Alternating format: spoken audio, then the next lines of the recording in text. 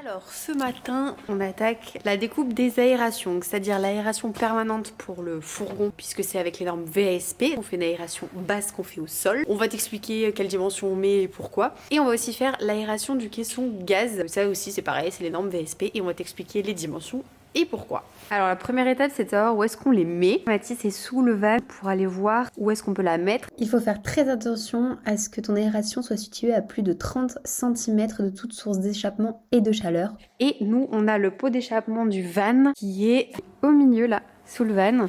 Je pense qu'on ne le verra pas de toute manière en vidéo là. Donc on voudrait mettre l'aération permanente du van là-bas et l'aération du caisson gaz qui sera là-bas. J'ai pas l'impression que ça va marcher ici. Il y a des bosses et tout ça, il y a les renforts, donc je suis pas sûr qu'on puisse la fixer par là. On va la mettre ailleurs.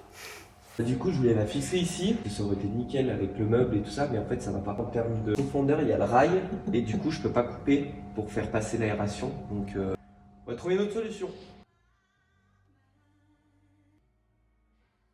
La toute première chose à savoir, c'est qu'il faut une aération haute et une aération basse. Et en fonction de la surface projetée de ton véhicule, la dimension de l'aération est différente. Aujourd'hui, on s'occupe de l'aération basse et selon les normes et la surface projetée de notre véhicule, il nous faut 20 cm² d'aération permanente. Maintenant qu'on sait ça, il faut lui trouver une place. Et là, ça ne passe pas? Non, tu peux pas la mettre là. Tu peux pas, il y a peu d'échappement. Si, je vais aller mesurer quand même. On va se remettre comme ça. Du coup, je referai mes mesures en enlevant le plancher. J'ai fait mon premier trou d'angle et après, j'ai juste à répéter toutes mes mesures pour découper juste le métal de la bonne dimension parce que le plancher sera un petit peu moins découpé pour poser la plaque. Maintenant, on va s'occuper du caisson gaz. Ah tu feras les deux découpes en même temps? Ouais, je ferai les deux Ouais, c'est vrai en que même c'est temps plus parce facile. que vu que c'est la même planche, on va pas Ouais. s'embêter à enlever. Donc, on va rebelote le caisson gaz. Sauf que c'est pas la même Ça fait aération. mal à la tête. Ah ouais, ça fait mal à la tête. Allez. Au passage d'air, du coup, c'est écrit sur l'emballage. Donc on a bien pris en photo pour montrer à l'Adréal. Le caisson de gaz, il va faire 50 sur 40. Donc, on veut un passage derrière pour mettre tout ce qui est fil électrique et eau. Ouais. Donc, en fait, je vais laisser 10 cm derrière. Donc, il n'y a plus qu'à. Donc là, on prend les mesures. Je vais dessiner mon caisson de gaz au sol. C'est la partie un peu plus technique parce qu'il faut pas se foirer. Ça me fait mal à la tête. Ouais, moi aussi. Je suis dans le réservoir. Arrête. Alors, maintenant qu'on sait où on doit percer, Mathis va venir avec la scie sauteuse pour découper du coup la forme dont on a besoin. J'aime pas du tout quand on découpe la carrosserie. Je déteste ça.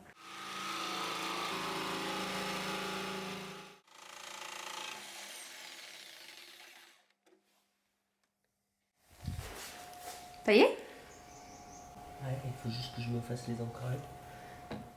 Alors, moi pendant ce temps, je vais regarder pour commander sur mon camping-car. Je disais pendant ce temps, moi j'ai regardé pour commander sur mon camping-car, donc on s'est fait une liste de tout ce qui nous manquait. Comme ça on aura tout pour faire nous-mêmes, ça sera beaucoup plus simple d'avoir tout en main pour un peu visualiser ce que ça peut donner. Alors, un petit coup d'anti-rouille dessous, parce que tout à l'heure on a mis au-dessus, maintenant on met dessous. Ensuite, on remet l'arme à flex. Ensuite, on met le OSB, on le visse. Et ensuite, on pose le lino. Et on aura fini cette journée. Alors, maintenant on utilise le gabarit qu'on a fait donc en OSB pour découper notre lino. Donc on a choisi ce lino là qu'on a trouvé chez Saint-Maclou. Et ce qui est bien, c'est que c'est un lino qui fait 2 mètres de large et on a pris 4 mètres parce qu'on va avoir un petit bout à mettre au niveau de notre banquette. Tu verras ça dans nos plans d'aménagement. Oui, on aura ce qu'il faut. Je pense que oui. 80. On a combien? 1 mètre. Et bah voilà. Tu vas? Moi je fais poids et Mathis découpe. Voilà.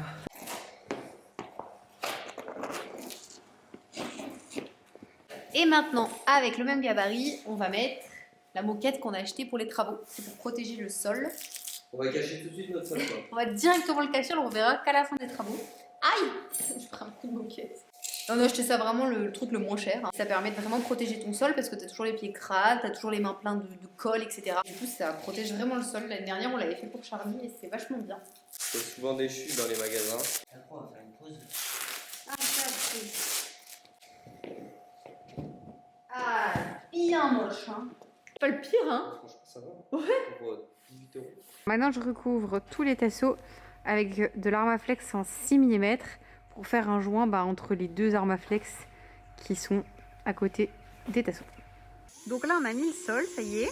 Maintenant, on va fixer le lino avec du scotch double face. Hop, d'ailleurs, ça coûte une fortune le scotch. J'espère qu'on aura assez avec un rouleau.